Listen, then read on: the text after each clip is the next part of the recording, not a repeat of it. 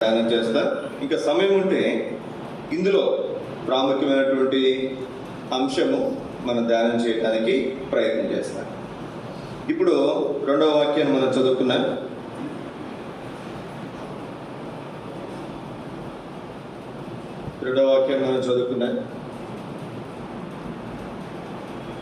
అక్కడ రాయబడినటువంటి మాట దినవృత్తాంతము 2వ గ్రంథము 25వ అధ్యాయము 9వ వచనం.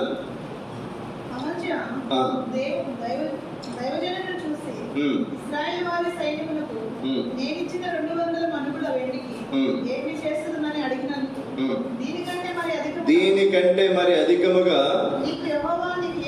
యెహోవా నీకు ఇయ్యగలడు. ఏం చేయగలడు దేవుడు? దీనికంటే మరి అధికముగా యెహోవా నీకు ఇయ్యగలడు. ఏ పరిస్థితుల్లో దేవుడి మాట దైవజనం ద్వారా పలికించాడు, దానికి ముందున్నటువంటి పరిస్థితులు ఏంటి, దాని తర్వాత జరిగినటువంటి పరిస్థితులు ఏంటి? లేకపోతే మనం ఒక మాటలో చెప్పాలంటే, దీనికంటే మరి అధికముగా దేవుడు మనకు ఇవ్వాలి అంటే మనం ఏం చేయాలి? ఏం చేస్తే దేవుడు దానికంటే మరి అధికంగా దేవుడు మనకు ఇస్తాడు? ఇది ఈ సంవత్సరం యొక్క మోటోలో మధ్యలో ఉన్నటువంటి వాక్యం. మోటో కార్డులో 3 వచనాలు ఉంటాయి. 3 వచనాల్లో ముఖ్యమైనటువంటిది ప్రాముఖ్యంగా మధ్యలో ఉన్నటువంటి వచనాలు మనం తీసుకుంటాం. అందుకే అది మీరు ప్రతి మోటో కార్డులో చూడండి, మధ్యలో ఉన్నటువంటి వాక్యం పెద్ద అక్షరాలతో రాయబడదు. పైన ఉన్నటువంటి వచనం కంటే కింద ఉన్నటువంటి వచనం కంటే మధ్యలో ఉన్నటువంటి వచనము కొంచెం పెద్ద అక్షరాలతో రాయడానికి మరి ఉద్దేశం. అది ముఖ్యమైనటువంటిది, ప్రాముఖ్యమైనటువంటిది. అందులో మళ్ళీ ఒక పదము 3 వాక్యముల్లో కూడా కామన్గా ఉంటుంది. ఇంగ్లీష్లో అయితే ఏబుల్ అని ఉంది, తెలుగులో అయితే ఇచ్చుటకు శక్తిమంతుడు, సంపూర్ణంగా రక్షించు శక్తిమంతుడు, మరి అధికముగా ఇయ్యగలడు, మరి అత్యధికంగా చేయుటకు శక్తి గలవాడు, చేయగలవాడు, ఇయ్యగలవాడు అనే మాట మనం చూస్తాం. ఇప్పుడు రెండవ వాక్యం మనం చదువుకున్నాం. ఇందులో ఉన్నటువంటి సంగతులు మనం చూడడానికి ఈరోజు ప్రయత్నం చేద్దాం. ఈ అధ్యాయంలో ఏ సందర్భంలో ఈ వచనం రాయబడుతూ వచ్చింది, దీనికి ముందు తర్వాత జరిగినటువంటి పరిస్థితులు, ఈ అధ్యాయం అంతా కూడా ఈరోజు మన ప్రవచనం మనం ధ్యానం చేయడానికి ప్రయత్నం చేస్తాం. ఒక 3 తలంపులు ప్రాముఖ్యంగా ఆరాధన వర్తమానం కొరకు, ఒక 3 తలంపులు మరి రెండవ వర్తమానం కొరకు మనం చూడటానికి ప్రయత్నం చేద్దాం. ఇందులో మొట్టమొదటి తలంపుగా దేవుని వాక్యముల నుండి దినవృత్తాంతము 2వ గ్రంథము 25వ అధ్యాయము 8వ వచనం. అలాగు పోవలని నీకున్న ఎడల పొమ్ము, యుద్ధము బలముగా చేసినను దేవుడు నీ శత్రువులు ఎదుట నేను కూల్చును. ఈ మాట జాగ్రత్తగా గమనించండి. నిలబెట్టుటయు పడవేయుటయు దేవుని వశమే కదా. మరలా నేను చదువుతాను చూడండి. నిలువబెట్టుటయు పడవేయుటయు దేవుని వశమే కదా. మొదటి తలుపుగా మీకు జ్ఞాపకం చేస్తున్నాను. నిలబెట్టేది, పడగొట్టేది ఎవరంట? దేవుడే. ఎంత ఆశ్చర్యకరమైనటువంటి మాట చూడండి. మనం అనుకుంటాం, ఎన్నెన్నో అనుకుంటాను. లోకంలో అధికారాల గురించి మనం చూసినా, దేవుని మందిరంలో పరిస్థితుల గురించి మనం చూసినా, ఎక్కడ ఏ విషయాల్లో మనం చూస్తూ వచ్చినా మనం అనుకుంటాం మన శక్తి, మన యుక్తి, మన భక్తి, మన శక్తి అని అనుకుంటాం. కానీ దేవుని వాక్యం మనం చూస్తున్నాం. నిలబెట్టుటయు, మా జాతకు పెడుతున్నాను, పడగొట్టుటయు ఎవరి వశమంట? దేవుని వశమే కదా. దేవుని యొక్క సార్వభౌమ అధికారాన్ని మనకు జ్ఞాపకం చేస్తుంది. దేవుని శక్తి సామర్థ్యాన్ని మనకు జ్ఞాపకం చేస్తుంది. చూడండి, ఉదాహరణకి ఒక వ్యక్తి ఉన్నతమైన స్థానంలోకి వెళ్ళడానికి మనం సహాయపడ్డాం అనుకోండి, అతను నిలబెట్టింది నేనేం చెప్తా. అతను ఒక స్థాయికి పోయిన తర్వాత అతను పడగొట్టగలమా? అది మన వల్ల ఏది కాదు, అది మన వల్ల జరిగేది కాదు. కానీ అద్భుతమైనటువంటి మాట చూస్తే మన వల్ల కాదు, కానీ దేవుని వల్ల అయ్యే సంగతి ఏమిటంట? నిలబెట్టేది ఆయనే, పడగొట్టగలిగేది కూడా. కొన్ని సంగతులు మీకు జ్ఞాపకం చేస్తాను. మొట్టమొదటి తలంపుగా 118వ కీర్తన మొదటి తలంపుగా ఈ వచనాన్ని మనం చదువుకున్నాం. 118వ కీర్తన 6, 7, 8, 9 వచనాలు. యెహోవా నా పక్షం ఉన్నాడు, నేను భయపడను. ఈ మాట గుర్తుపెట్టుకు, నరులు నాకేమి చేయగలరు. ఎంత అద్భుతమైనటువంటి మాట.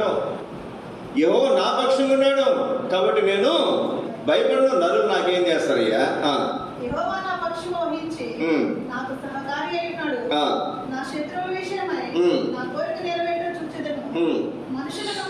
మనుషులను నమ్ముకున్నట్టు కంటే యెహోవాను ఆశ్రయించుట కంటే యెహోవాను ఆశ్రయించడం మేలు. రాజును నమ్ముకున్నట్టు కంటే యెహోవాను ఆశ్రయించుట. ఎంత అద్భుతమైనటువంటి మాట చూడు.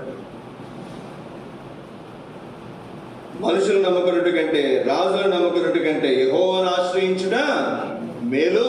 ఎందుకని? ఆయన నాకు సహకారి, నా పక్షం ఉంటే నా శత్రువుల విషయమే నా కోరిక నెరవేరట్టు నేను చూచెదను.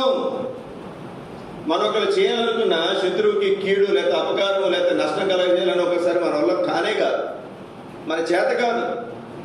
ఈ రోజుల్లో అటువంటి సంగతులు లేవు. కానీ ఆ దినాల్లో రాజులు, యుద్ధాలు, శత్రువులు, శత్రు శేషము, ఈ సంగతులు మనం చాలా చూస్తాం. ఒక రాజు వచ్చిన తర్వాత శత్రు శేషనందును ఉంచడు.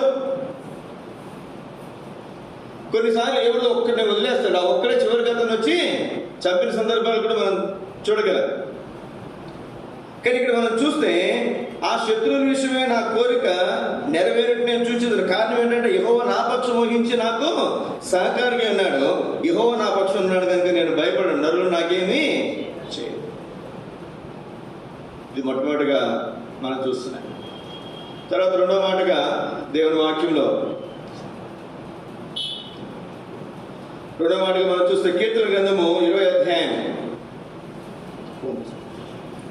కీర్తన 20వ అధ్యాయం 6, 7, 8 వచనాలు. వారి ఘనత ఆకాశమంత ఎత్తుగా పెరిగినను. 20వ అధ్యాయము 6, 7, 8 వచనాలు. యెహోవా తన అభిషేక్తుని రక్షించునని నాకు ఇప్పుడు తెలియను. రక్షణార్థమైన తన దక్షిణాస్త బలము చూపును.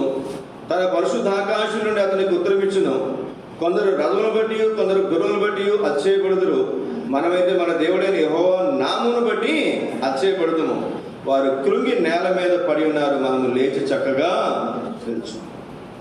నిలబెట్టుటయు పడగొట్టుటయు దేవుని వశమే కదా. వారు ఏమైపోయారంట? కృంగి నేల మీద పడిపోయారు. ఇంకా వాళ్ళని లేపట ఎవరోలా కాదు. అయితే మనము లేచి చక్కగా, ఒకవేళ దేవుని నమ్ముకున్న మనము, దేవుని నమ్ముకొని కొంతమంది ఒకే విధమైన వ్యాపారం ఉన్నాం అనుకుందాం. బహుశా అందరికీ నష్టం వచ్చింది. వారు పడిపోయారు, మనము పడిపోయారు. వారిని లేవనెత్తడానికి ఎవరు కూడా లేరు. ఒక మాట మీకా గ్రంథంలో కూడా ఇదే మాట మనం చూస్తాం. మీకా గ్రంథం 7వ అధ్యాయం ఆ మాట చదవండి. మీకా గ్రంథం 7వ అధ్యాయం 8వ వచనం. నా శత్రువు నా మీద అతిశయపోతూ, నేను క్రింద పడినను తిరిగి లేతును, నేను అంధకారమందు కూర్చున్నాను, యెహోవా నాకు వెలుగును. ఎంత అద్భుతమైనటువంటి మాట చూడండి. నా శత్రువు నా మీద అతిశయించవద్దు. ఎందుకంటే మనం కింద పడితే శత్రువు ఏం చేస్తుంది చెప్పండి? అతిశయిస్తుంది. అప్పుడు మనం చూస్తాం ఆటోల వెనకాల నన్ను చూసి నవ్వకరాని ఉంటుందా, ఏడవకరాని ఉంటుంది. ఎందుకని?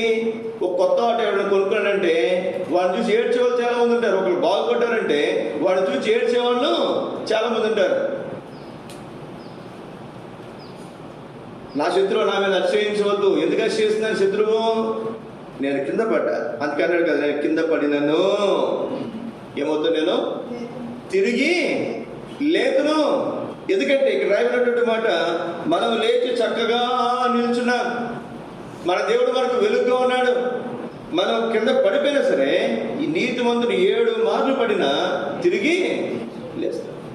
7 అనేది ఏం చూపిస్తుందంటే సంపూర్ణం, పూర్తిగా పడిపోయినా ఒక నీతిమంతుడు, రక్షించబడినటువంటి దేవుడు బిడ్డ పూర్తిగా పతనమైపోయినా తిరిగి లేపడటానికి తన దేవుడు, మన దేవుడు శక్తి గలవాడు.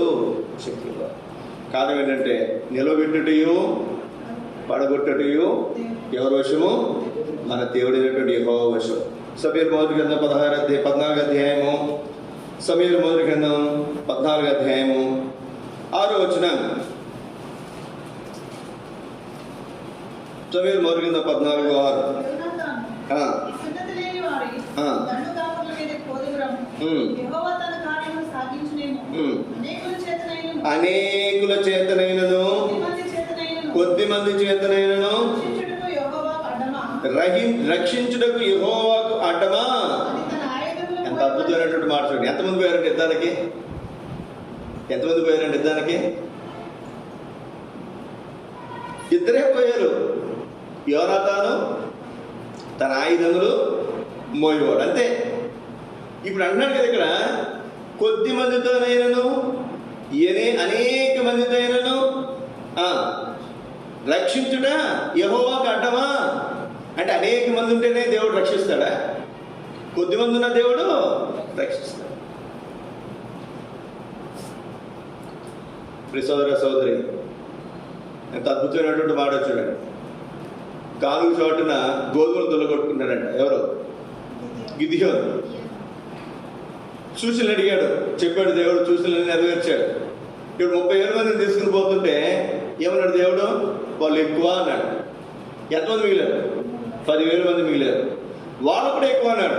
మళ్ళీ ఎంతమంది మిగిలారు? 300 మంది. 300 మందిని తీసుకుని లక్షల్లో ఉన్నటువంటి ప్రజలను యుద్ధానికి మరి ఆ యుద్ధం చేయడానికి వారితో పాటు యుద్ధం చేయడానికి వెళ్తాను. ఎంతమంది తీసుకుందండి? 300 మందిని తీసుకుని పోతాను. యుద్ధం చేశాడా? వాళ్ళు యుద్ధం చేశాడా? కత్తి ఎత్తాడా? ఏమీ చేయకుండా ఏమిచ్చాడు దేవుడు? విజయం ఇచ్చాడు. ఎంత అద్భుతమైనటువంటి మాట చూడండి. కొద్ది మంది చేతనైనను అనేక మంది చేతనైనను రక్షించిన యెహోవాకు అడ్డమా. నిలబెట్టుట పడగొట్టుట ఎవరి వస్తుంది చెప్పండి? విజయం పొందుట అపజయం పొందుట ఎవరి చేతిలో ఉంది? దేవుని చేతిలో. నేను ఒకసారి ఒక హైందవుడితో మాట్లాడుతుంటే, ఏంది దేవుడు దేవుడు అంటున్నావు, నువ్వు కదా చేసేది, నువ్వు కదా కష్టపడేది, నువ్వు కదా చేస్తుంది అంటే వాళ్ళకి అర్థం కాదా? వాళ్ళు ఏమని చెప్తారు చెప్పండి? లోకస్లు ఏమని మాట్లాడతారు? నేను కష్టపడ్డాను, నేను ప్రయాసపడ్డాను, నాకు వచ్చిందని చెప్తారు. మనం ఏం చెప్తాం చెప్పండి? నిజమైనటువంటి క్రైస్తవుడు, గ్రహింపున్నటువంటి క్రైస్తవుడు, అనుభవం ఉన్నటువంటి క్రైస్తవుడు ఖచ్చితంగా ఏమంటే చెప్పండి? దేవుడు నాకు సహాయపడ్డాడు, దేవుడు నాకు ఇచ్చాడు. పౌలుకు మాట్లాడాడు చక్కగా, ప్రయాసపడినది ఎవరట చెప్పాడు? ప్రయాసపడినది ఎవరట? నేను కాదు. ఓ సందర్భంలో అంటే 6 దినాల్లో నేను అపోస్తుల కంటే తక్కువ వాడినా, నేను ఎంత ప్రయాసపడ్డాను తెలుసా అని చెప్పినటువంటి వ్యక్తి 6వ వరంలో అంటాం, నేనైనా తక్కువ వాళ్ళైనా ఎక్కువ అంటారు. కానీ అనుభవం పెరిగిన తర్వాత, గ్రహింపు వచ్చిన తర్వాత అంటాడు ఇక్కడ, ప్రయాసపడినది నేను కాదు. ఎంత అద్భుతమైనటువంటి మాట. సోదర సోదరి, హృదయకాల సమయంలో మన దేవుడు రక్షించుటకు సమర్థుడు. కొద్ది మందితోనైనా ఎక్కువ మందితోనైనా. ఒకసారి హాస్పిటల్కి వెళ్తాను. ఒకసారి హాస్పిటల్కి వెళ్ళాను, కొన్ని ₹1,000 తీసుకుని వెళ్ళాను. నేను అన్నీ ఖర్చు అయిపోయింది, ఇంకా అప్పు చేయాల్సి వచ్చింది. ఒకసారి ₹100 ₹200 వెళ్ళాను హాస్పిటల్కి. ఎన్ని వందలండి? మళ్ళీ ఇంటికి వచ్చేసరికి 500 నా జేబులో. ఎన్ని ఉన్నాయి? 1000 తీసుకెళ్ళినప్పుడు ఏమో 1000 అయిపోయింది. మళ్ళీ అప్పు చేయాల్సి వచ్చింది. ఎవరు వస్తున్నప్పుడు వివాహం కాకుండా అప్పుడు కాలేదు. 100 తీసుకెళ్ళినప్పుడు 200 తీసుకుని వెళ్ళాను. అదే రోగం వల్లను హాస్పిటల్కి వెళ్ళాను. వచ్చేసరికి నా జేబులో మళ్ళీ ఎంతనో చెప్పండి? 500 600. నేను తీసుకెళ్ళి 200. జ్ఞాపకం పెట్టుకుందాం ప్లీజ్ సోదర సోదరి. యుద్ధం మాత్రమే కాదు, మన సంగతి కానీ, మన పిల్లల సంగతి కానీ, మన శక్తికి మించిన సంగతులు, కొద్ది దానితో అయినా అధికమైనటువంటి సంగతితో అయినా చేయుటకు అయినా సమర్థుడు. మనకి కొంచెం సరిపోద్దాం అనుకుంటాం. 5 చేపలు 2 5 రొట్టెలు 2 చేపలు ఎంతమంది పంచిపెట్టాడు చెప్పండి? 5,000 మందికి పంచిపెట్టాడు. కొంచెం అనుకుంటే మనం దాన్ని ఆశీర్వదిస్తే దేవుడు ఆయన చేతిలో పెడితే అద్భుతం, ఎన్నో అద్భుతాలు మన జీవితంలో చూసాం కూడా, ఇక ముందు కూడా చూడబోతున్నాం. ఒక మాట చూడండి, దినవృత్తాంతం 2వ గ్రంథం 14వ అధ్యాయము 11-12 వచనాలు.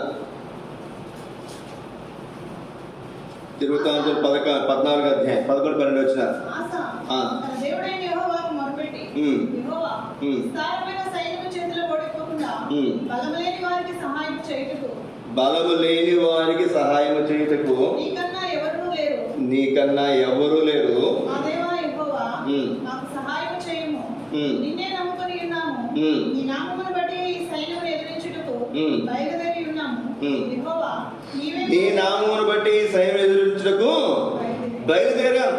ఏ నామమును బట్టి అంట? దేవుని నామమును బట్టి.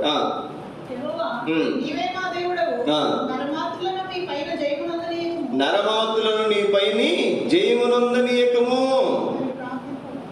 అని ప్రార్థింపగా, యెహోవా ఆ కూషీలను, ఈ మాట గుర్తుపెట్టుకునండి, ఆశా ఎదుటను యోధావారి ఎదుటను నిలువనీయక వారిని మొత్తినందున. జాతిగా ఆలోచన చేయండి. ఎవరు మొత్తారంట? ఎవరు యుద్ధం చేశారంట? ఎవరు పోరాడారంట? దేవుడు పోరాడాడంట, దేవుడు మొత్తాడంట. వారు విజయము పొందకుండా పారిపోయారంట. కూషీయులు. కూషీలు అంటే ఎవరు? నల్ల జాతి వారు. మామూలుగా ఆలోచన చేస్తే తెల్ల తోలు కంటే కూడా నల్ల తోలే బలమైనది. తెల్లగా ఉన్నటువంటి వారి కంటే కూడా నల్లగా ఉన్నటువంటి వారే కొంచెం బలంగా ఉంటారు. మీరు చూడండి, క్రికెట్ ఆడుతుంటారు. ఆస్ట్రేలియా వాళ్ళు, ఇంగ్లాండ్ వాళ్ళు వచ్చి వాళ్ళు ఎండకి ఆడమంటే వాళ్ళు ఆడలేరు. అదే ఆఫ్రికా వాళ్ళు అనుకోరండి, జింబాబ్వే వాళ్ళు లేకపోతే వెస్టిండీస్ వాళ్ళు ఎక్కడైనా చలికైనా తప్పుకుంటారు, వాళ్ళు ఎండకైనా తప్పుకుంటారు.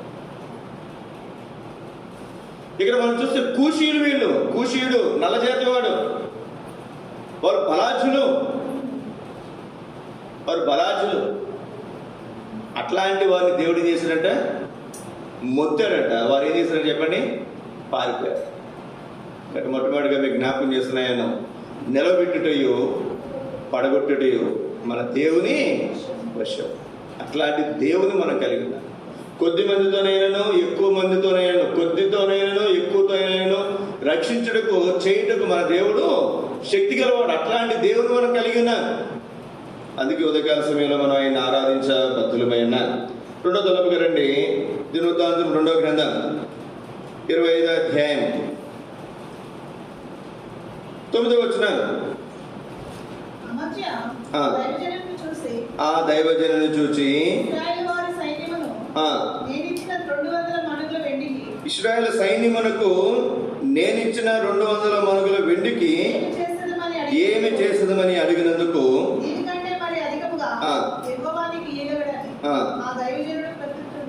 ఆ దైవజనుడు ప్రత్యుత్తరం ఇచ్చెను. ఇక్కడ సందర్భం ఏంటంటే, యోధా రాజు అమజ్యా ఏలుబడి చేశాడు. అతని ఏలుబడిలో తాను ఏం చేశాడంటే, తన దగ్గర ఉన్నటువంటి ప్రజలందరినీ కూడా, అందులో 20 సంవత్సరాల వయసు కంటే అధికమైనటువంటి వయసు కలిగినటువంటి వారిని లెక్క పెట్టాడు. అందరినీ సైన్యంలో చేర్చాడు. ఇప్పటిలా కాదు, అప్పుడు ఖచ్చితంగా అందరూ సైన్యానికి వెళ్ళాల్సిందే. ఇప్పుడు కూడా ఇశ్రాయేల్ దేశంలో ప్రతి పౌరుడు కూడా 1 సంవత్సరం ఖచ్చితంగా సైన్యంలో ఉండి యుద్ధం చేయాల్సిందే.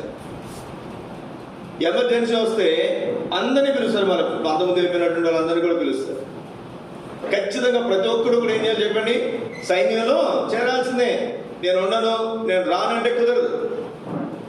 ఇప్పుడు మనం గమనించాల్సినటువంటి మాట, 20 సంవత్సరాల కంటే ఎక్కువ మంది లెక్కేసి ఎంతమంది వచ్చారంట?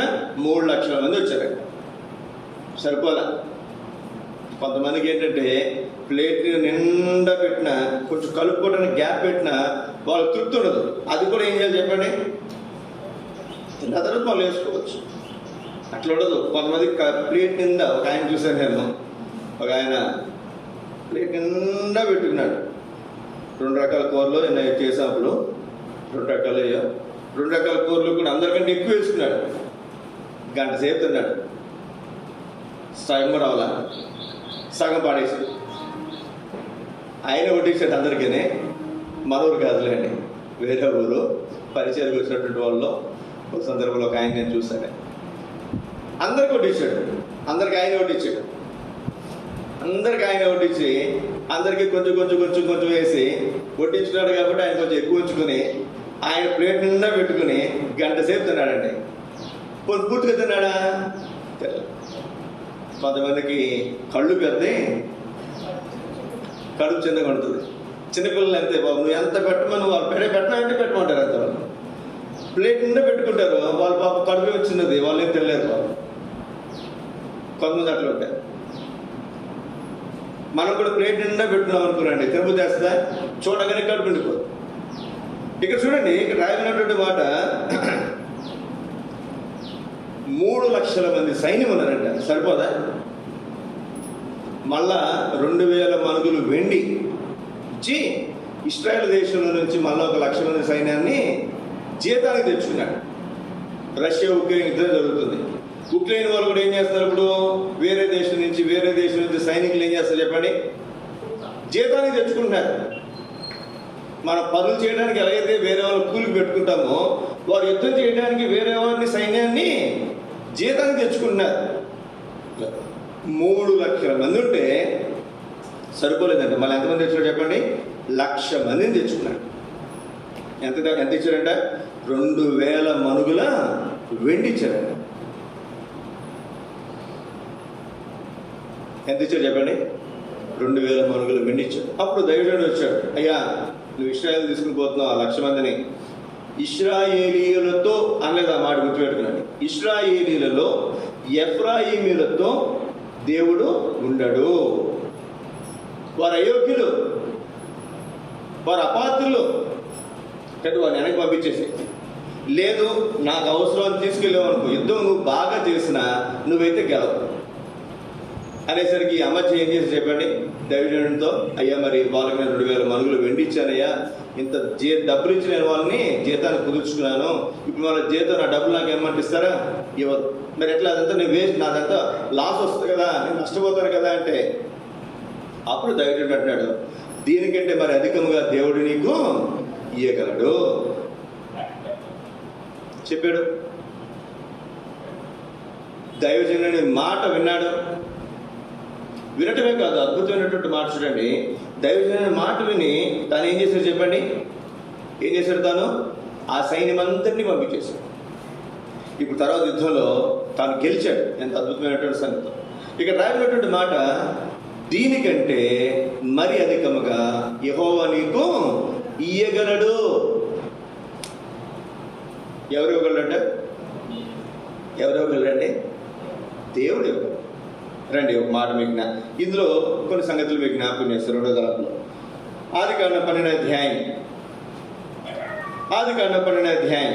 ఏ పరిస్థితుల్లో దేవుడు మనకి అధికంగా ఇవ్వగలడు, లేకపోతే ఏ పరిస్థితుల్లో దేవుడు అధికంగా ఇచ్చాడు మీకు జ్ఞాపకం చేస్తారు. ఆదికాండం 12వ అధ్యాయం మొదటి 2-3 వచ్చిన ఎక్కడి నుంచి అంట? దేశం నుండి, నీ దేశం నుండి, నీ బంధువుల యొద్ద నుండి, నీ తండ్రి ఇంటి నుండి, నేను నీకు నీ చూసిన దేశానికి కాదు, నీకు నచ్చిన దేశానికి కాదు, నేను నీకు చూపించిన దేశానికి వెళ్ళు, నిన్ను గొప్ప జనముగా చేస్తా. నువ్వు అప్పుడు ఒక్కడవే, అప్పటికి అబ్రహాం పిల్లలు కూడా లేరు. దేవుడు ఏమన్నా చెప్పండి? నిన్ను గొప్ప జనముగా చేస్తాను. వాళ్ళ నాన్న పేరు ఎవరు గుర్తులేదు, ఇప్పుడు వాళ్ళ అన్నదమ్ముల పేర్లు ఎవరు గుర్తులేదు, కానీ అబ్రహాం జనాంగం మాత్రం ఇప్పటికీ మన అబ్రహాం అంటాం, ముస్లిమ్స్ ఏమో ఇబ్రహీం అంటాడు. మన అబ్రహాం అంటాం, వాళ్ళేమో ఇబ్రహీం అంటారు. అంతే. ప్రపంచంలో సగం అంటే ఎక్కువ మంది ఎవరు చెప్పండి? ఇంచుమించుగా ఈ ఇశ్రాయేల్ అబ్రహాం సంతానం ఒక మాట చెప్పాలండి. ఇంకా మనం చెప్తే క్రైస్తవులు, ఇశ్రాయేల్ జనాంగం, ఇప్పుడు మనందరికీ నూతన నిబంధన ఇశ్రాయేల్ జనాంగమే కనుక క్రైస్తవులు కూడా కలుపుకుంటే సగం కంటే ఎక్కువ ఎవరి సంతానం అండి? ఒక్క అబ్రహాం సంతానం. గుర్తుపెట్టుకోండి. ఎంత అద్భుతమైనటువంటి మాట చూడండి. నిన్ను గొప్ప జనముగా చేస్తానని చెప్పాడు, చేసేలేదు, మన కళ్ళ ముందు కనపడుతుంది. కానీ అప్పుడు అబ్రహాముకి ఏమీ కనపడలే. అబ్రహాం ఎవరిని చూడగలిగాడు? వాగ్దాన దేశం చూడగలిగాడు. వాగ్దాన పుత్రుడు ఇస్సాకును మాత్రమే చూశాడు. నేను అనుకుంటాను ఇస్సాకు కుమారుడు ఏశావు యాకోబును కూడా బహుశా అబ్రహాం చూసి ఉండకపోవచ్చు కదండి. చూసినట్టుగా బైబిల్ అయితే రాయబడలేదు. ఎంత ఆశ్చర్యంగా చూడండి, దేవుడిచ్చిన వాగ్దానాలు ఎంత అద్భుతంగా దేవుడు నెరవేరుస్తాడో చూడండి. చెప్పాడు, నువ్వు ఒక్కడివే రమ్మన్నాడు, వదిలేమన్నాడు. బంధువుల్ని, రక్త సంబంధుల్ని, ఇంటి వారిని, దేశాన్ని, విగ్రహాలని, దేవుడిని, నువ్వు అంతకుముందు పూజ దేవతలు, దేవుడు అందరినీ విడిచిపెట్టమన్నాడు. అందరిని విడిచిపెట్టి వచ్చాడు. జీవముల దేవుడు కలిగి ఉన్నాడు. ఏదైతే చెప్పడిందో చూడండి ఇక్కడ, నేను గొప్ప జనముగా చేసి నేను ఆశీర్వదించి నీ నామమును గొప్ప చేయుదును. నీవు ఆశీర్వాదం ముందు నిన్ను ఆశీర్వదించే వారిని ఆశీర్వదించదును, నిన్ను దూషించే వారిని శపించదును. భూమి యొక్క సమస్త వంశములు నీ యందు ఆశీర్వదించబడును. ఎంత అద్భుతమైనటువంటి మాట చూడండి. భూమి యొక్క సమస్త వంశములు కూడా ఎవరైనా ఆశీర్వదించబడతాయంట? దేవుడు నెరవేర్చలేదు. చెప్పండి, మనం కూడా యేసుక్రీస్తు నమ్ముకున్న తర్వాత, ఒకవేళ నీ ఇంట్లో నువ్వే నమ్ముతున్నావో మొట్టమొదటిగా, నిన్ను బట్టి అనేక మందిని దేవుడు ఆశీర్వాదంలోనికి తీసుకొస్తాడు. నన్ను బట్టి దేవుడు అనేక మందిని ఆశీర్వాదం తీసుకొస్తాడు. మనల్ని బట్టి అనేక మందిని దేవుడు ఆశీర్వాదానికి పాత్రలుగా చేస్తాడు. రండి ముందుకెళ్దాం. సామెతల గ్రంథం 10వ అధ్యాయం. దీనికంటే మరి అధికముగా యెహోవా నీకు ఇయ్యగలడు. ఈ మాట మనం చూస్తున్నాం. అబ్రహాము జీవితంలో మనం చూసాం. దేవుడు ఇచ్చాడు, చెప్పాడు, ఇచ్చాడు. సామెతలు 10:22. యెహోవా ఆశీర్వాదము ఎంత అద్భుతమైనటువంటి మాట ఇది. యెహోవా ఆశీర్వాదము. ఇది వద్దని వాళ్ళు ఎవరు చెప్పండి? నాకు ఐశ్వర్యం వద్దయ్యా అనే వాళ్ళు ఎవరు చెప్పండి? ఎవరున్నారా? ఎవరు లేదు. ఐశ్వర్యం ఎక్కడి నుంచి వస్తుందట? అమ్మ ఎక్కడి నుంచి వస్తుందమ్మా? యెహోవా ఆశీర్వాదము ఐశ్వర్యాన్ని ఇస్తుంది. చూడండి ఆ మాట. నరుల కష్టము చేత దేవుడిచ్చిన దానికంటే మనం ఎంత ప్రయాసపడినా అది ఎక్కువ కాదు. యెహోవా ఆశీర్వాదం ఏమిస్తుందండి? ఐశ్వర్యం ఇస్తుంది. సమూయేలు మొదటి గ్రంథం 2వ అధ్యాయం. సమూయేలు మొదటి గ్రంథం 2వ అధ్యాయము చదవండి. 6, 7, 8, 9 వచనాలు. మనుషులను సజీవులుగా చేయవాడు, మృతులుగా చేయవాడు యెహోవాయే. పాతాళానికి పంపేది ఆయనే, అందులో నుంచి పాతాళానికి రప్పించేది కూడా ఆయనే. యెహోవా దారిద్ర్యమును కలగజేస్తాడు, ఐశ్వర్యమును కూడా కలగజేస్తాడు. గుర్తుపెట్టుకునండి. నేను అనుకుంటాను చాలా మంది క్రైస్తవుల జీవితంలో నేను చూశాను. నేను 100% యేసుక్రీస్తు నమ్ముకున్న తర్వాత వారి ఆర్థికపరమైనటువంటి స్థాయి తగ్గిన వారు ఎక్కువ మంది. 130% యేసుక్రీస్తు నమ్ముకున్న తర్వాత వారి ఆర్థికపరమైనటువంటి స్థితి పెరిగిన వాళ్ళు కొద్దిమంది, ఎక్కువ మంది కాదు. గుర్తుపెట్టుకోండి. కావాలంటే మీరు చూడండి. నేను దేవుని నమ్ముకున్న తర్వాత దేవుడు నాకు బాగా డబ్బులు ఇచ్చాడు అనుకో, నేను దేవుని ఆధారపడతానా? ఆధారపడలేను. ఆరోగ్యం, డబ్బు 2 తీస్తేనే అప్పుడే దేవుడు మనకి గుర్తొస్తుంది. కాబట్టి ఎక్కువ మందిని దేవుడు తనకు సమీపంగా ఉంచుకుంటాడు. కొన్ని బలహీనతలు గుండా, కొన్ని ఆర్థికపరమైన ఇబ్బందులు కూడా, ఒడిదులు కూడా తీసుకువెళ్ళి ఆయన సమీపంగా తీసుకుని వెళ్తాడు. కొంతమందిని ఆర్థికంగా దేవుడు ఆశీర్వదిస్తాడు. చాలా మంది యేసుక్రీస్తు నమ్ముకున్న తర్వాత నీకు ఐశ్వర్యం వస్తుంది, నీకు ఆశీర్వాదాలు వస్తాయి, నువ్వు ధనవంతులు అయిపోతావంటే నమ్మకండి ఎవరు కూడా. దేవుడు నీకు ఆశీర్వాదం ఇవ్వాలనుకుంటే, ఐశ్వర్యం ఇవ్వాలనుకుంటే ఇస్తాడు. లేకపోతే తన అన్ని విషయాల్లో నీకు తోడుకుండి నేను బలంగా భద్రంగా నడిపించాలని కోరితే ఆర్థికపరమైన ఇబ్బందులు అనుభవించినప్పటికీ కూడా దేవుడు నీకు తోడుకుని నిన్ను నడిపిస్తాడు. గుర్తుపెట్టుకున్నాను. అందుకే నేను ఎప్పుడైనా ఎవరితో సువార్త చెప్పేటప్పుడు నువ్వు యేసుక్రీస్తు నమ్ముకో, నీ అప్పులు తీరుతాయి, నీ రోగాలు పోతాయి అని చెప్పను నేను. అయ్యా, రోగాలు ఉన్నా పోయినా, పాపాలు ఉంటే నరకానికి పోతాం. అప్పులున్నా, డబ్బున్నా, చచ్చిపోయిన తర్వాత నరకానికే. మన పాపాలు క్షమించబడితే మనం ఎక్కడికి పోతాం? నరకం తప్పించుకుని స్వర్గానికి, పరలోక రాజ్యానికి వెళ్తాం. కాబట్టి అప్పుల గురించి, రోగాలు తగ్గడం గురించి, బాధల గురించి యేసుక్రీస్తు నమ్ముకోవద్దు. రోగాలు తగ్గారంటే డాక్టర్ నమ్ముకున్న రోగం తగ్గుతుంది. ఒక మనిషిని నమ్ముకుంటే, ఒక గొప్ప వ్యక్తిని, నీ ఆర్థికపరమైన ఇబ్బందులు తీరుతాయి. తీరవా? వీరప్పను నమ్ముకున్న వాళ్ళు కూడా ఉన్నారు. వాళ్ళందరూ ఆస్తిపరులు కాదు. చాలామంది ఆస్తిపరులే. ఓ దుర్మార్గుని నమ్ముకున్న మన అప్పుల బాధలు తీరుతాయి. యేసుక్రీస్తు నమ్ముకోవాల్సిన అవసరంలా. యేసుక్రీస్తు నమ్ముకోవటం వల్ల మనం జరిగేది ఇంకెవరి వల్ల జరగంది, మన పాపను క్షమించుకుంట, పరలోక రాజ్యానికి ప్రవేశించుట, నరకం తప్పించుకోవాలి. దీనికోసం యేసుక్రీస్తు అని నమ్ముకోవాలి. అయితే ఇక్కడ మనం చూస్తున్నాం, యెహోవా దారిద్ర్యమును కలుగ చేయగలడు, ఐశ్వర్యమును కలుగ చేయగలడు. చదవండి. కురంగ చేయవాడు ఆయనే, లేవనెత్తేవాడు కూడా ఆయనే. దరిద్రులను అధికారులతో కూర్చుండబెట్టేది ఆయనే. మంటిలో నుండి పైకెత్తువాడు ఆయనే. లేమి గలవారిని పెంట కుప్ప మీద నుండి లేవనెత్తువాడు ఆయన. ఎంత అద్భుతమైనటువంటి మాట చూడండి. 9వ వచనం, తన భక్తుల పాదములు, అద్భుతమైనటువంటి మాట చూడండి. చాలా, తన భక్తుల పాదములు త్రొట్టిల్లకుండా కాపాడువాడు ఆయన. ఎంత అద్భుతమైనటువంటి మాట. భక్తుల పాదములు. నేను దేవుని భక్తుడు, నువ్వు కూడా భక్తుడు, భక్తి చేస్తున్నందుకు భక్తుడు. మన పాదములు త్రొట్టిల్లకుండా, తప్పిపోకుండా కాపాడేది ఎవరంట? దేవుడే. నేను మాట చెప్పగలను. నా జీవితంలో రక్షణ పొందక మునుపు ఎన్నో బలహీనతలు, ఎన్నో పాప అలవాట్లు. నేను అనుకున్నాను 2 అలవాట్లు నా జీవితంలో పోవనుకున్నాను. 2 పాపపు అలవాట్లు, భయంకరమైనటువంటివి, అసహ్యమైనటువంటివి. నేను అనుకుని 2 అలవాట్లు నా జీవితంలో పోవు. దేవుని మహాప్రేమ నన్ను వెంటాడింది. నేను రక్షించబడ్డాను. నేను రక్షించబడిన తర్వాత కొంత భద్రతా వలయాన్ని నా చుట్టూ నేను చూడగలుగుతూ వచ్చాను. రక్షించబడిన దానికంటే కూడా బాప్తిసం పొందిన తర్వాత ఇంకొంచెం ఎక్కువైనటువంటి భద్రతా వలయాన్ని నేను చూడగలుగుతూ వచ్చాను. బాప్తిసం పొందిన తర్వాత కంటే కూడా సేవకు వచ్చిన తర్వాత నా చుట్టూ ఉన్నటువంటి భద్రతా వలయం, మరీ ఎక్కువైనటువంటి భద్రతా వలయాన్ని నేను చూడగలుగుతున్నాను. ఇంతకుముందు నేను ఏ విషయంలో బలహీనున్నో ఆ విషయాలకు నన్ను నా సమీపానికి కూడా అవి రావట్లేదు. నేను దేవుడికి చెప్తుంటాను, అయ్యా నేను ఈ విషయంలో బలహీనుడు, ఈ శోధన నాకు దగ్గరికి వస్తే నేనేమి కూడా చేయలేను. కానీ ఆ శోధన దగ్గరికి రాకుండా నాకు చాలా దూరంగా దేవుడి నుంచి భద్రపరుస్తూ వస్తున్నాడు. దేవుడు భద్రపరుస్తూ వస్తున్నాడు. మనం ఏ విషయాల్లో బలహీనమో గుర్తుపెట్టుకున్నట్టు ఈ సోదర సోదరి రక్షించబడిన తర్వాత ఆ విషయాల్లో మనం బలవంతులుగా చేయగలడు. ఎంతో మంది మనం చూస్తున్నాం, తిరుగుబోతులు, త్రాగుబోతులు, మరి రకరకాల పాపరాటలు వెళ్ళినటువంటి వారు దేవుని మందిరానికి వచ్చిన తర్వాత వాళ్ళు ఏమవుతుందో చెప్పండి, మారిపోతున్నారు. ఇంతకుముందు సిగరెట్ తాకుని ఉండలేరు, మందు వాసన తగిలితేనే వారు తాకుని ఉండలేరు. అట్లాంటిది ఆ మందు దగ్గరికి వస్తున్న ఆ వాసన పడిన వాళ్ళు చాలా మంది ఉన్నారు.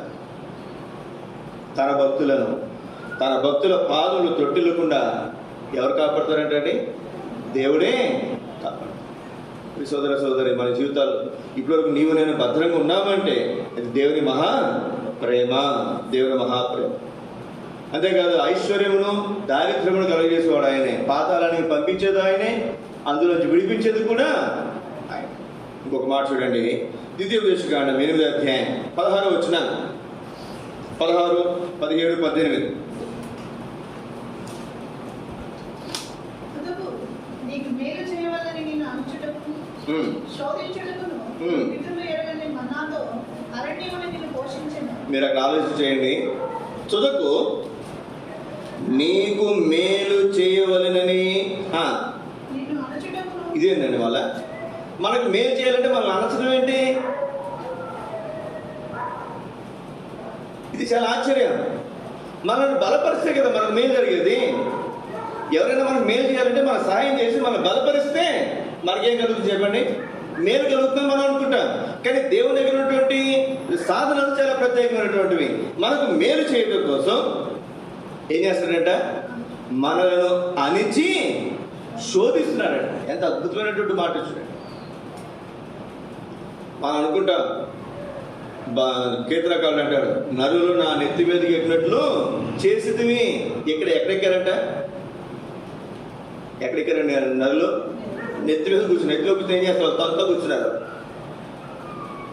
మీకు అర్థం కావాలంటే కొత్తగా పెళ్ళయింది, ఆ భార్య నెత్తెక్కి కూర్చుంది అనుకున్నాండి. మీకు అర్థమైందా? నెత్తెక్కి కూర్చోవడం అంటే ఇప్పుడు అర్థమైందిగా. వచ్చేమంటారు, అరే పెళ్ళాన్ని ఎక్కడ ఉంచాలి అక్కడ ఉంచాలి రా, నెత్తెక్కించుకుంటే దిగుద్దా అంటారంటారా? మీరే చెప్పండి, అక్కలో అంటారు కదా. అది నెత్తెక్కించుకోవటం అంటే దిగదావడం. ఇంకా అలాగే నరులు మన నెత్తినెక్కేలా చేస్తారు దేవుడు. వాళ్ళు తొక్కుతూ ఉంటారు మనల్ని. ఎందుకనంటే నీకు మేలు చేయడానికి. ఎంత అద్భుతమైనటువంటి మాట ఇస్తున్నాడు. కొన్నిసార్లు మనం అనుకుంటాం, ఇదేంటమ్మా నా పరిస్థితిలో అయిపోయింది, దేవుడు నమ్ముకోక మునిపే బాగుంది అనుకున్న వాళ్ళు కూడా చాలా మంది ఉన్నారు. లేరా? చాలా మంది ఉన్నారు. దేవుడు నమ్ముకోముందే నా ఆర్థికపరమైనటువంటి పరిస్థితులు బాగున్నాయన్నా, ఇంట్లో పరిస్థితులు బాగున్నాయన్నా, వీళ్ళతో అందరితో బంధువులతో అంతా బాగుందన్నా, ఇదేంటన్నా దేవుడు నమ్మకం ఎట్లా అయిపోయింది? కొన్నిసార్లు పరిశోధిస్తాడు దేవుడు. నువ్వేం చేస్తావో, నిలబడతావు లేదో శోధిస్తాడు దేవుడు. నిన్ను అనుస్తాడంట. ఇక్కడ ఏమన్నా చెప్పండి, తొదట నీకు మేలు చేయాలని నిన్ను అనచుటకు దేవుడే అనుస్తాడు. ఇప్పుడు చదవండి 17-18 వచ్చిన. అయితే మీరు ఆ. మా సామర్థ్యము, ఆ. మా బాహుబలము, భాగ్యము మాకు కలగజేసి ఇంత భాగ్యం మాకు కలిగజేసిందని అనుకుందరేమో. కాగా మీ దేవుడైన యెహోవాను జ్ఞాపకం చేసుకొనుడి. ఆ. ఎలయనగా ఎలాగనగా నీ పితరులతో ప్రమాణం ఆయన నీ పితరులతో ప్రమాణం చేసినట్లు. నిబంధనను నేటి వలె స్థాపింపవలెనని ఆ. మీరు భాగ్యము ఈ మాట జాగ్రత్తగా చదవండి. మీరు భాగ్యము సంపాదించుకున్నట్టుకై మీకు మీకు సామర్థ్యము కలగజేయవాడు ఆయనే. అనగా ద్రొక్కేది ఆయనే. ఏ సంపాదించుకోవడానికంటే ఆస్తి సంపాదించుకోవడానికి కాదు, పేరు సంపాదించుకోవడానికి కాదు. ఆస్తి సంపాదించుకున్న, పేరు సంపాదించుకున్న కొన్ని రోజులు ఉండొచ్చు, తర్వాత అది మా దగ్గర ఉండకపోవచ్చు. ఏ సంపాదించుకుంటామంటే బైబిల్లో మాట ఉంది, ఆ భాగ్యవంతునితో చెప్పు. భాగ్యవంతులు అంటే ఎవరు చెప్పండి? సమస్తమును కలిగినటువంటి వాడు, ఆస్తి కలిగినటువంటి వాడు, అంతస్తు కలిగినటువంటి వాడు, పేరు ప్రఖ్యాతులు కలిగినటువంటి వాడు, ఇవన్నీ కలిగినటువంటి వ్యక్తిని ఏమంటారు చెప్పండి? భాగ్యవంతుడు. ఏమంటారమ్మా? భాగ్యవంతుడు లేదా భాగ్యవంతురాలు, లేదా గనుడు గనురాలు. అయితే ఇక్కడ రాయబడినటువంటి మాట, ఏం సంపాదించుకుంటామంట మనం? మీరు భాగ్యము సంపాదించుకున్నట్టుకే మీకు సామర్థ్యము కలగజేసినటువంటి వాడు. ఏ సంపాదించుకోవడానికంట? భాగ్యము సంపాదించుకున్నాడు. మీ సోదర సోదరి, ఈ ఉదయకాల సమయంలో మనను అనగగొట్టేది ఆయనే. అర్థమవుతుందండి? మనం భాగ్యము సంపాదించుకోవటానికి సామర్థ్యము కలగజేసేది ఆయన. లేవనెత్తువాడు ఆయనే, పడగొట్టువాడు ఆయన. ఇక్కడ మనం చూస్తున్నాం, దీనికంటే మరి అధికంగా దేవుడు మనకు ఇవ్వదు. మళ్ళీ అనగొట్టినప్పుడు మనం కొంత నష్టపోవచ్చు. అయితే మరలా ఆ భాగ్యాన్ని సంపాదించుకోవడానికి మనకు సామర్థ్యం కలగజేసేది కూడా ఆయన. మొదట నష్టపోయిన దానికంటే ఎక్కువ మనము పొందగలం. ఇంకొక మాట మనం చూస్తే చాలా విషయాలు మనకు చూడగలం. ఇక్కడ ఒక మాట మీకు జ్ఞాపకం చేసి ముందుకెళ్తాను నేను. దినవృత్తాంతం 2వ గ్రంథం 1వ అధ్యాయం 12వ వచనం. దేవుడు సొలొమోనుతో అంటున్నాడు, దీనికంటే మరి అధికముగా యెహోవా నీకు ఈగలడు. కేవలం ఆస్తి, సౌభాగ్యము, భాగ్యము, అంతస్తు, ధనము, ఐశ్వర్యం మాత్రమే కాదు. చదువుని దినవృత్తాంతం 2వ గ్రంథం 1వ అధ్యాయం 12వ వచనం. కాబట్టి జ్ఞానమును తెలివియు నీకు ఇవ్వబడును.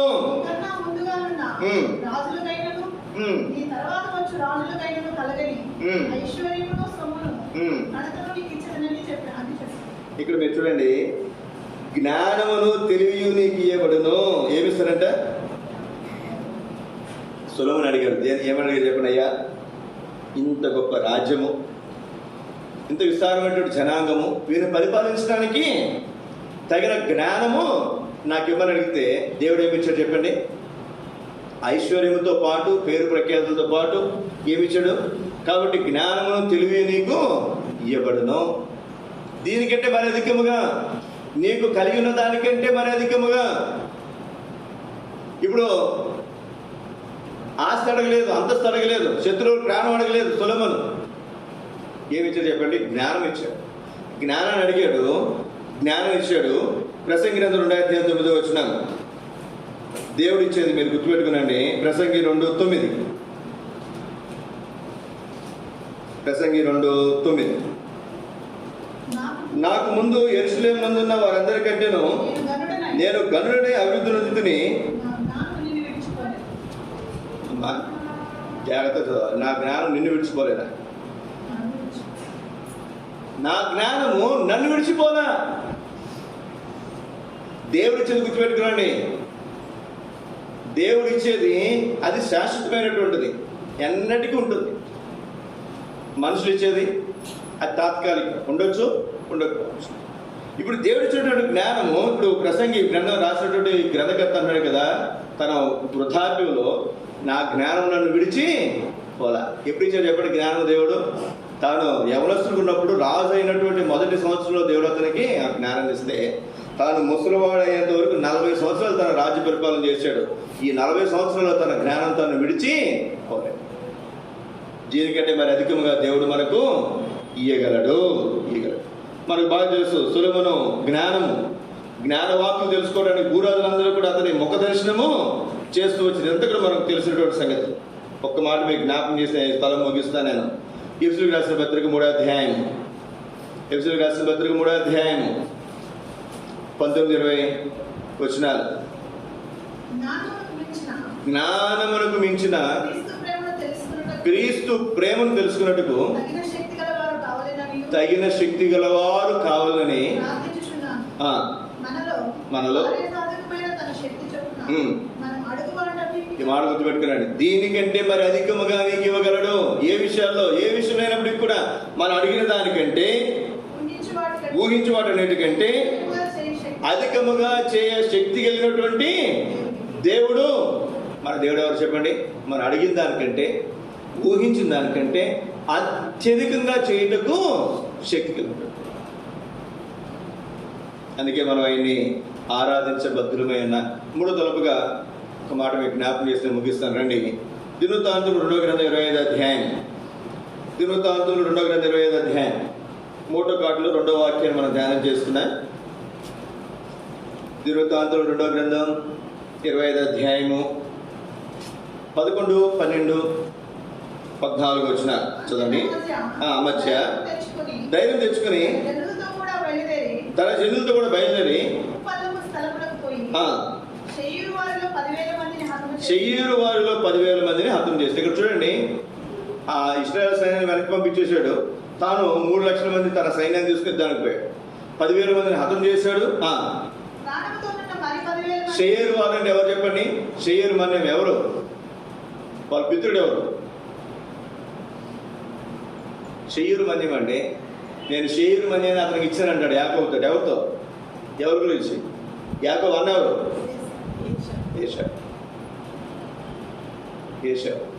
ఏశావుకు ఎదోము అని పేరు. ఎదోమీయులు, షెయ్యూరు మన్యవాసులు, వీళ్ళందరూ కూడా ఏశావు సంతానమే. ఏశావు లేక ఎదోము, షెయ్యూరు మన్యము. వాళ్ళు ఎంతమందిని చంపారంటే 10,000 మందిని. చాలా 12 వచ్చిన మరి 10,000 మంది తీసుకొచ్చాడు.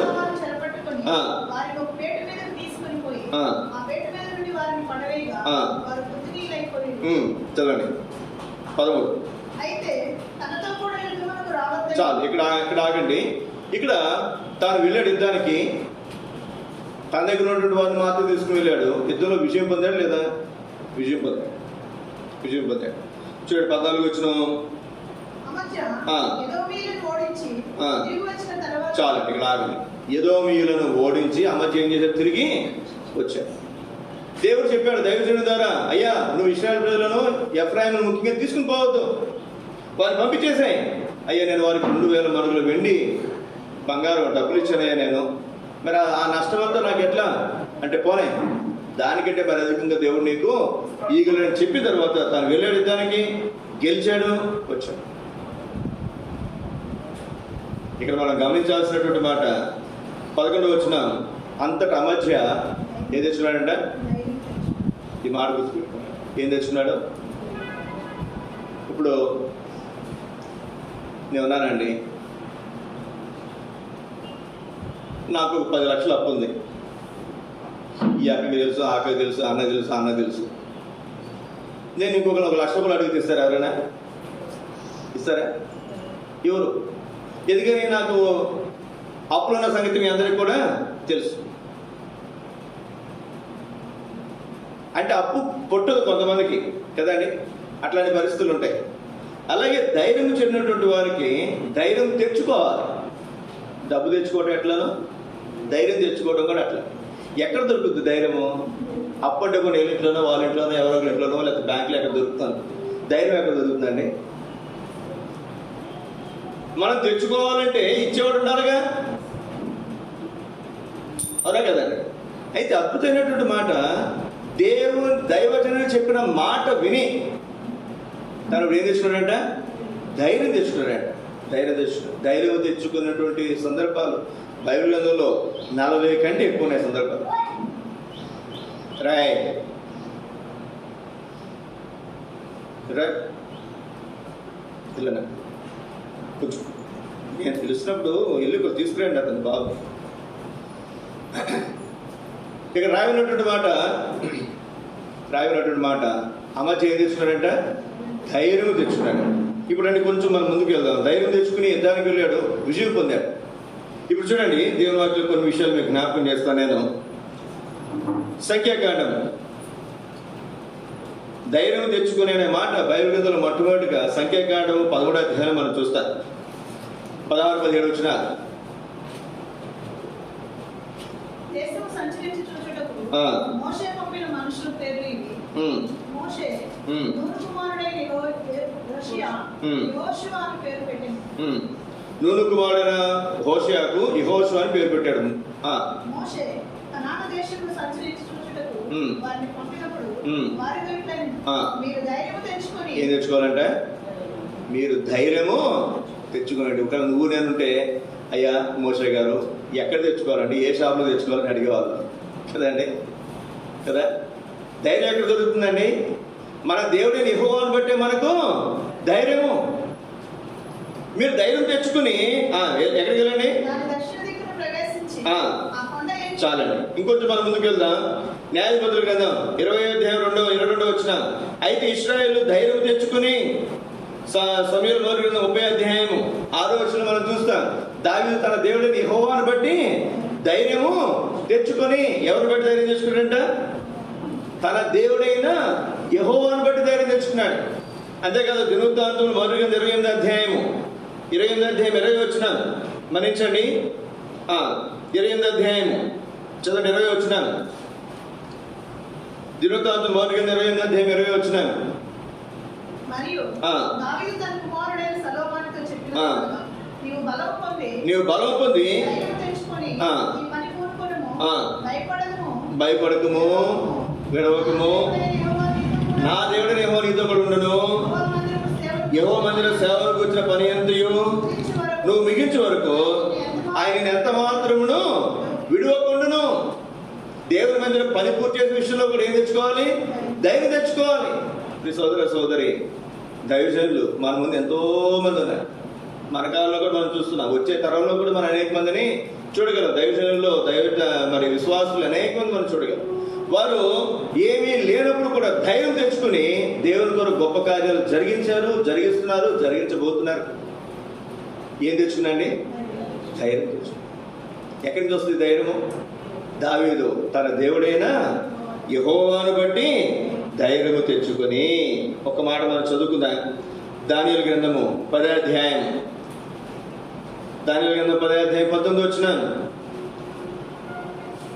దానియేలు గ్రంథం 10వ అధ్యాయం 19 వచ్చిన,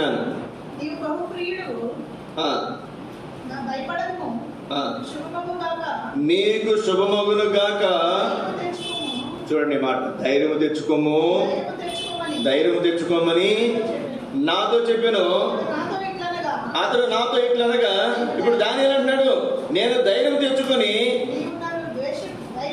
నీవు నన్ను ధైర్యపరిచితివి గనక. చూడండి, ధైర్యం తెచ్చుకో, ధైర్యం తెచ్చుకొని దేవుడు చెప్తే, ఇప్పుడు దానియేలు ఏం తెచ్చుకో చెప్పండి? ధైర్యం తెచ్చుకుని, అయ్యా నువ్వు నన్ను ధైర్యపరిచితివి గనక. ఇది ఎవరైనా సాధ్యం చెప్పండి? రాత్రి భయం వేస్తుంది అనుకోండి, ఏం చేస్తాం మనం? రాత్రి భయం వేసిందండి. ఒక్కరి మొన్న ఏం చేస్తుంది చెప్పండి? మీకు ఎవరు భయం లేదు ఎప్పుడునో? మీరు అందరూ ధైర్యవంతులు అనుకుంటా. నాకైతే అప్పుడప్పుడు భయం వేస్తుంది ఒక్కడు ఉన్నప్పుడు. అప్పుడు ఏం చేస్తాను? ప్రార్థన. రోజు ప్రార్థన చేసుకుంటానండి. ఆ రోజు పని ఎక్కువ చేసుకున్నాం ప్రార్థన. రాత్రి పడుకున్నప్పుడు భయం వేసింది, అప్పుడేం చేస్తాను చెప్పండి? ప్రార్థన చేస్తారమ్మా. ఏం చేస్తారు చెప్పండి? ప్రార్థన గొప్ప ప్రార్థన, మరి దీర్ఘ ప్రార్థన మనం చేయగలడం ఒక్క మాట అనుకుంటాం, యేసు రక్తమే చేయను. ఇంకా కావాలంటే బైబిల్ తెచ్చుకుని, నేనైతే నాకు ఏదైనా ఇబ్బంది మాకు ఏదైనా అనిపించినప్పుడు బైబిల్ తెచ్చుకుని తల దగ్గర పెట్టుకుని ఆ బైబిల్ మీద నా చేయి పెట్టుకుని. మీరు అట్లా చేయరా? అంటే మీరు అందరూ ధైర్యవంతులు అనుకున్నాండి. చిన్నప్పుడు టాయిలెట్కి వెళ్ళినప్పుడు మా అమ్మని తోడు తీసుకెళ్ళేవాడు. నేను అంత ధైర్యవంతుడిని. కాబట్టి మీ అంత ధైర్యం నాకు లేదు కనుక నేనైతే ఇప్పుడైనా అలాగే చేస్తాను. ఏం చేస్తాను చెప్పండి? నిద్రపోతాడు ఏదైనా అనిపిస్తే బైబిల్ తెచ్చుకుని తల దగ్గర పెట్టుకుని బైబిల్ అట్లా తడుముకుంటే, ఓహో దేవుడు నాతో పాటు అని ఒక నమ్మకం. ఇంకేదైనా అనిపిస్తే యేసు రక్తమే చేయాలని పడుతుంది. మీరు అర్థం చేస్తే నాకేం చేస్తారా? మీరేం చేస్తారు చెప్పండి, మేము కూడా ఫాలో అవుతాం. ఇక్కడ రాయబడినటువంటి మాట, ధైర్యం తెచ్చుకోను. ఏం లేదు దానియేలు దగ్గర ధైర్యం లేదు. దేవుడు 2 సార్లు చెప్తున్నాడు, నీవు బహుప్రియుడు, భయపడకము, ధైర్యం తెచ్చుకో, ధైర్యం తెచ్చుకో అంటే అప్పుడు తెచ్చుకున్నాడంట ధైర్యం. అన్నాడు కదా, నేను ధైర్యం తెచ్చుకుని నీవు నన్ను ధైర్యపరిచితివి కనుక చెప్పు. ఇప్పుడు చెప్పు ఏం చేయమంట? ఎంత అద్భుతమైనటువంటి మాట. ధైర్యము చెడినటువంటి వారికి ధైర్యం ఇచ్చే దేవుడు. ఈ మాట గుర్తుపెట్టుకున్నాడు. ఇంకొక మాట ఇక్కడ చూస్తే, సముద్రంలో వారు భూతమని భయపడుతున్నప్పుడు కూడా దేవుడు ఏమని చెప్పండి? ధైర్యం తెచ్చుకుని నేనే భయపడుకుని. ఇంకా ఎన్నో విషయాలు ఉన్నాయి. ఒక మాట మనం చదువుకుని మనం ఆరాధనలో ప్రవేశిద్దాం. జెఫెన్యా గ్రంథం 3వ అధ్యాయం 16-17 వచనాలు. జెఫెన్యా గ్రంథము 3వ అధ్యాయము, జెఫెన్యా గ్రంథం 3వ అధ్యాయము 16-17 వచనాలు. యెరూషలేమా, యెరూషలేము భయపడకము. ఎవరు భయపడతాడు? యెరూషలేము. మనకి భయం వచ్చిందంటే పర్వాలా, నాకు భయం వచ్చిందండి, ధైర్యం తెచ్చుకోమన్నాడు దేవుడు, బాగానే ఉంది. కానీ ఎవరు చెప్తారు ఇక్కడ? యెరూషలేములో చెప్తున్నాడు. అది పట్టణం అనుకునండి, లేకపోతే దేవుని మందిరం అనుకునండి. యెరూషలేమా భయపడకము, సియోను ధైర్యం తెచ్చుకోను. మందిరాలకు కూడా ఏం అవసరం అంట? దేవుని మందిరాలకు కూడా ఏం అవసరం అంట? ధైర్యం తెచ్చుకోవాల్సిన అవసరం ఉందంట. చదవండి. నీ దేవుడైన యెహోవా నీ మధ్య ఉన్నాడు కాబట్టి నువ్వు ధైర్యం తెచ్చుకో. ఆయన శక్తిమంతుడు కాబట్టి నువ్వు ధైర్యం తెచ్చుకో. ఆయన మిమ్మల్ని రక్షిస్తాడు కాబట్టి ధైర్యం తెచ్చుకో. ఆయన బహు ఆనందం నీ అంత ఆనందించిన కనుక, సంతోషించిన కనుక నువ్వు ధైర్యంగా ఉండు. నీ యందు తనకున్న ప్రేమను బట్టి శాంతం వహించి ఆయన హర్షించు.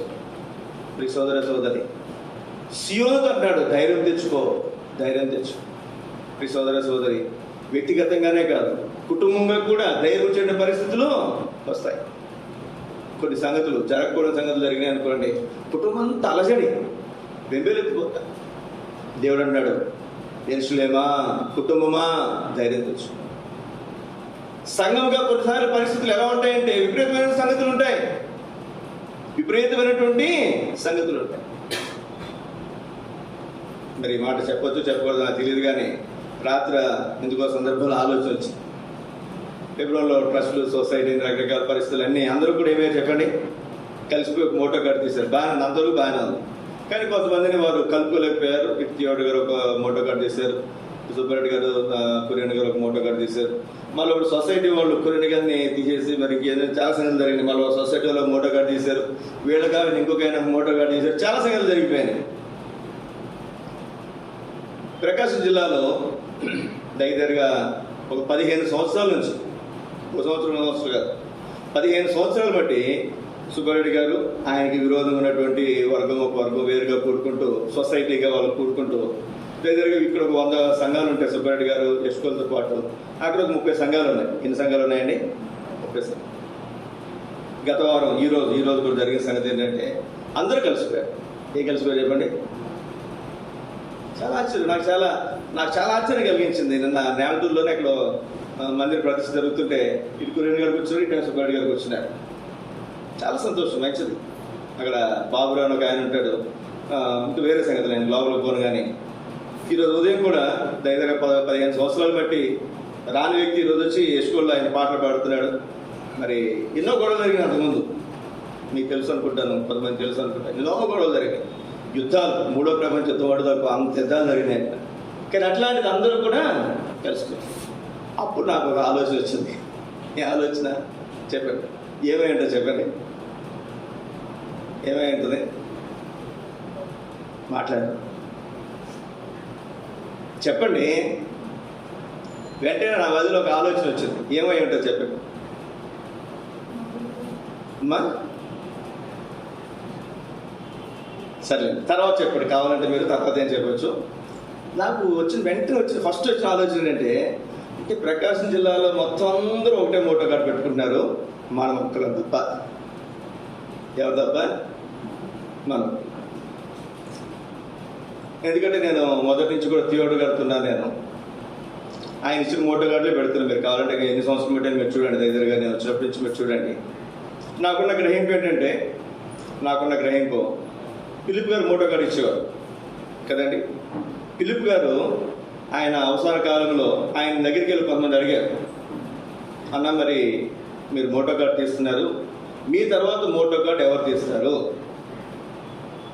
అంటే ఆయన చెప్పిన మాట ఏంటంటే, థియోడర్ రిజ్నాల్డ్ గారు ఉన్నారు కదా, ఆయన ఇస్తారు మీకు మోటో కార్డు అని చెప్పారు. అప్పటి నుంచి థియోడర్ రిజ్నాల్డ్ గారు మోటో కార్డు తీస్తున్నారు. తర్వాత ఎన్నో పరిస్థితులు జరిగినాయి. ఇప్పుడు అందరూ మోటో కార్డులు తీస్తున్నారు. నాది ఒక్క సంఘం అంటే నేను కూడా మోటో కార్డు తీసుకుంటున్నాను. అట్లాంటి సంఘాలు కూడా కొన్ని ఉన్నాయి. ఫిలిప్ గారు చెప్పిన మాట థియోడర్ గారు తీస్తారని చెప్పారు. ఆయన ఉన్నంత కాలం ఆయన తీస్తారు. ఆయన తర్వాత ఎవరు తీస్తారో దేవుని ఉద్దేశం. నేను కూడా వ్యక్తిగతంగా మరి అంకులతో కలిసి ఉన్నాను నేను పరిచయం. అందు గురించి పరిస్థితులు ఏమైనా కానీ నేను మాత్రం థియోడర్ గారు తీసిన మోటో కార్డు పెడదామని ఎప్పుడో అనుకున్నాను. ఇప్పుడు కాదు, ఆల్రెడీ చెప్పాను, ఈ వారంలో కూడా వస్తాయి. ఇప్పుడు నిన్న సందర్భం చూసేసరికి నాకు సంతోషం వేసింది, ఒక రకంగా సంతోషమే. 15 సంవత్సరాల బట్టి విడిపోయినటువంటి సంఘాలు ఏమైనా చెప్పండి, ఏమైనా కలిసి బాబురావు అనేటువంటి ఆయన అనౌన్స్మెంట్ చేస్తాడు.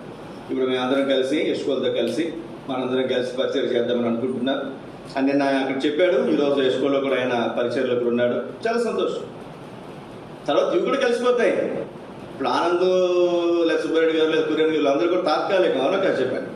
మేము అందరూ సేవకులం, తాత్కాలిక కొంతకాలం ఉంటాం, తర్వాత వెళ్ళిపోతాం, అన్ని సంగతులు కలిసిపోతాయి.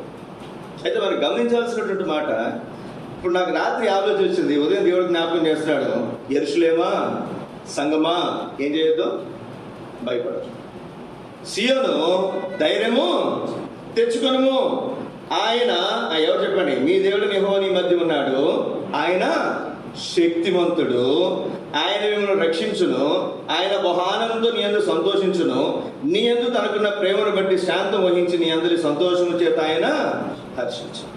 కాబట్టి ఉదయకాల సమయంలో మన దేవుడు ఏమన్నా చెప్పండి, ధైర్యము తెచ్చుకొనుము. ఎవరితో చెప్తాడు చెప్పండి? ధైర్యం ఉన్నటువంటి వార్తనా, ధైర్యం లేనటువంటి వార్త? ధైర్యం లేనటువంటి వార్త, బలహీనంగా ఉన్నటువంటి వార్త, భయపడేటటువంటి వార్త. దేవుడు అన్నాడు ధైర్యం తెచ్చుకో, ధైర్యం తెచ్చుకో. దానియేలుతో చెప్తే దానియేలు ఏమన్నాడు, నేను ధైర్యం తెచ్చుకో, నువ్వు నాకు ధైర్యం తెచ్చుకోమన్నావు కాబట్టి నేను ధైర్యం తెచ్చుకో. దావీదు ఎవరిని బట్టి ధైర్యం తెచ్చుకున్నాడంట?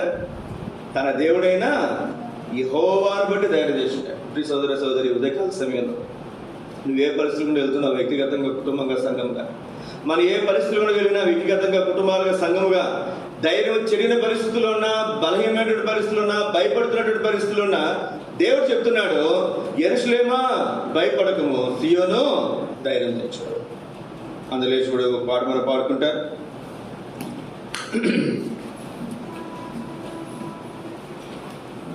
ఈ పాట పాడే సమయంలో సండే స్కూల్కి వెళ్తారు.